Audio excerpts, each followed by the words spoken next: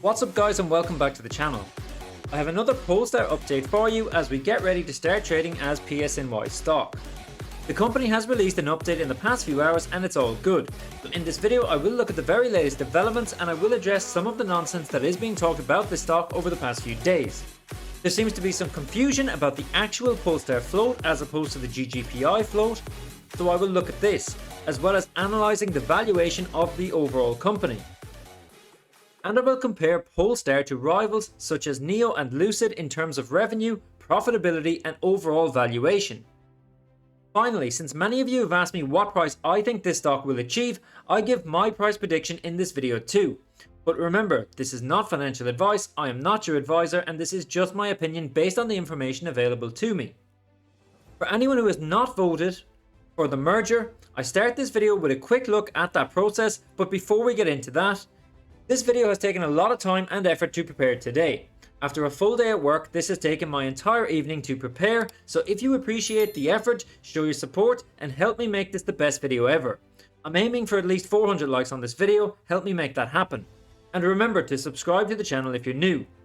Okay guys, first things first, if you held shares of Gores Guggenheim on the 18th of May, then you are entitled to vote on this merger.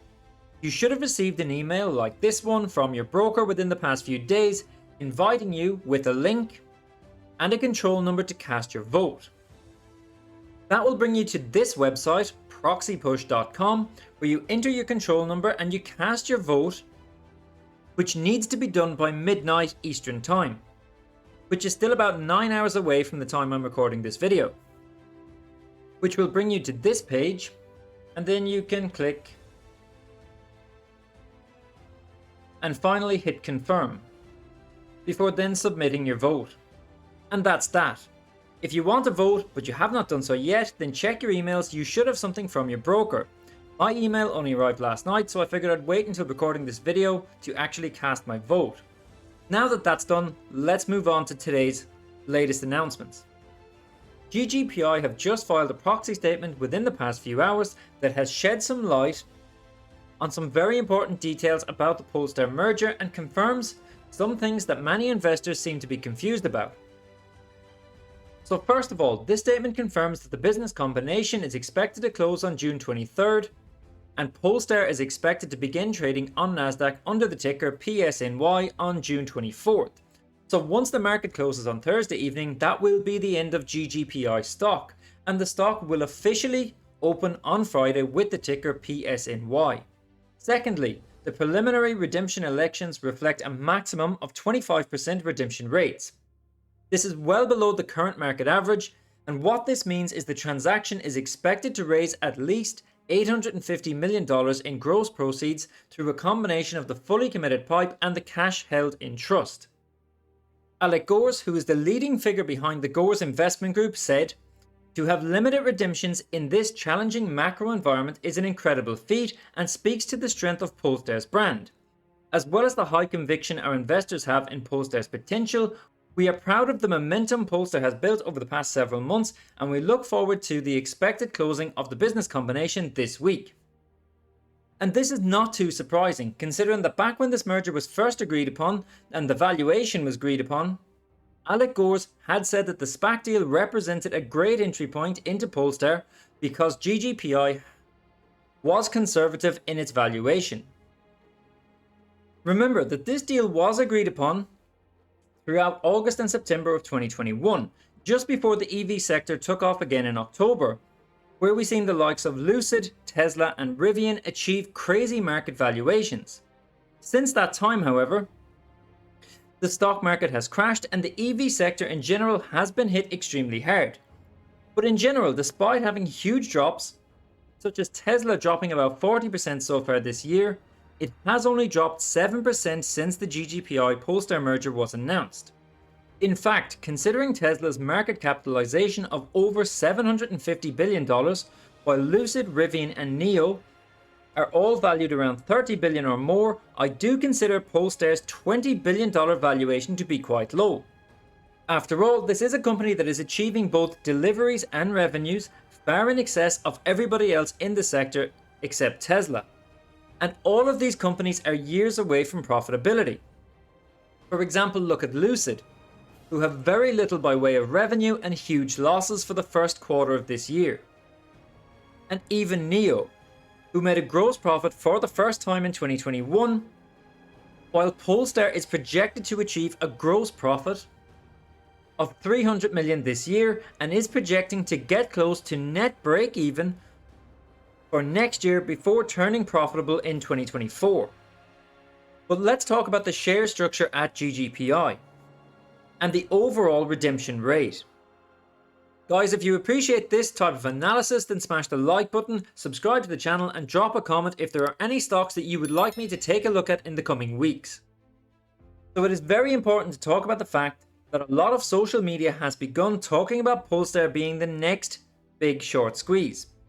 I cannot see this happening. First of all, according to Fintel, there is only 10% of the GGPI float sold short. That's 10%. That's 10% of less than 100 million shares, so there is less than 10 million shares shorted. But once the merger goes through, there is quite literally going to be over 2 billion shares of PSNY stock. However, not all of this is tradable. The majority of this will be locked up for the next 180 days, but the redemption rate is far too low in my opinion for there to be any chance of a short squeeze.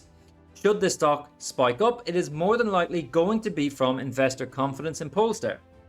And considering the small redemption numbers, it does appear that there is still quite a lot of confidence in this stock. And this redemption rate does also potentially have a huge impact on the level of cash available to Polestar after the merger is completed.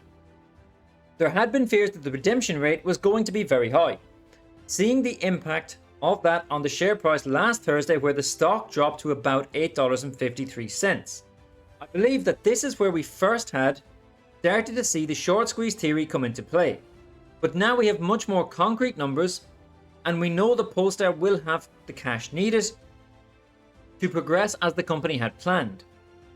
In terms of my prediction for Polestar after the merger, it's very difficult to give a real estimate when we do not have published audited data to assess. All we can go by is the investor's presentation. There are so many variables that will have a huge impact on Polestar's real valuation. But right now, I do think that $15 is very achievable in the short term. This would give Polestar a valuation of about $30 billion, which, to be fair, is a price that not only gives a 2025 price to sales ratio of only 1.7, but this would value Polestar very closely to what Rivian, Lucid, and NIO are currently at. Despite the fact that Polestar is already selling more vehicles this year than these competitors are projecting for the next 24 months, despite the fact that Polestar is already operating in more markets, across more countries, and across more continents than any of these rivals except for Tesla.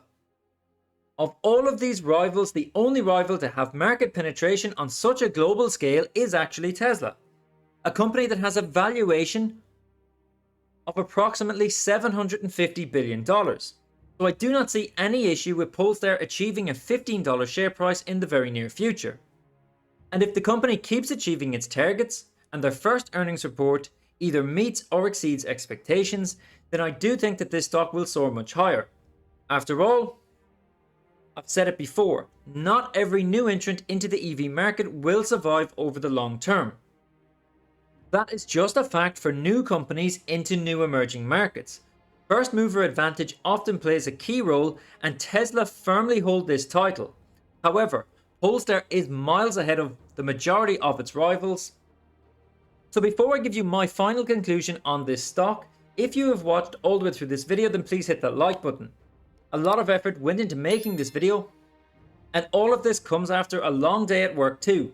Between work and making this video, it has literally been my entire day, so hit the like button if you appreciate this effort. So, do I think PSNY stock will go up, or do I think that Polestar stock will go down?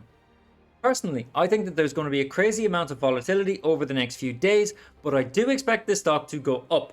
I think the PSNY stock will hit $15 this summer. It could potentially go as high as $20 this year, provided that they meet the earnings expectations and keep a strong balance sheet. As we've seen with other stocks over the past year, especially in this sector, missing expectations would have a detrimental effect on the share price. And I'm keenly interested to see what their balance sheet really looks like. But what do you think? As I said before, I'm not a financial advisor and this is not financial advice. I hope you found value in this video, but always do your own research. Drop a comment down below and let me know what you think will happen with Polestar after tomorrow. And will PSNY stock go up or down on Friday? If you're new, hit the subscribe button and bell notification, follow me on Twitter, and I'll catch you in the next one.